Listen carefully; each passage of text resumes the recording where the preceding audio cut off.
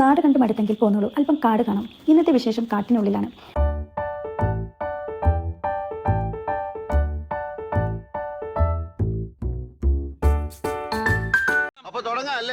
കുറെ മരങ്ങളും വള്ളികളും അല്ലാതെ എന്താ ഇതിനകത്ത് ഇത്ര ഉള്ളത് എന്ന് ചോദിക്കാൻ വരട്ടെ.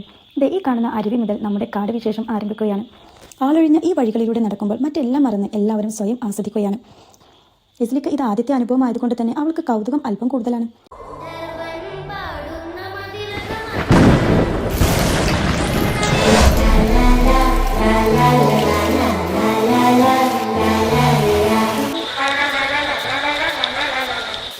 ആദ്യം കണ്ട അരുവിയിൽ കുറച്ച് സമയം ചെലവഴിച്ചു. ഇനി വീണ്ടും കയറ്റം.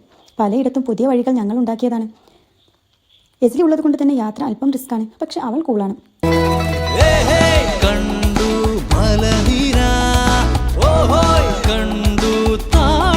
ആ മരത്തടിയുടെ ശക്തി പരീക്ഷിക്കുകയാണ് അവളിപ്പോൾ. പിന്നെ നോക്കുമ്പോഴുണ്ട് അവിടെ കിടന്ന് ആസ്വദിക്കുന്നു. കിടന്നും നടന്നും ഇരുന്നും എല്ലാം യാത്ര ഭംഗിയായി ആസ്വദിക്കുകയാണ് എസ്ലി. എന്നപ്പോൾ നല്ല തെളിനീർ പോലെ നിന്ന വെള്ളമാണ്. ആകെ കാലിട്ടടിച്ച് ചെളിയാക്കി. ചെളിവെള്ളം കണ്ടപ്പോൾ അവൾക്ക് പോകണം. നമുക്ക് ശുദ്ധമായ വെള്ളമേ പറ്റൂ. അങ്ങനെ വീണ്ടും തെളിനീരിലേക്ക്. ഒന്നുകൂടെ മുകളിലേക്ക് കയറിയ വലിയൊരു കുളമുണ്ട് എന്ന് കേട്ടു. എന്നാ അങ്ങോട്ട് പോകാം.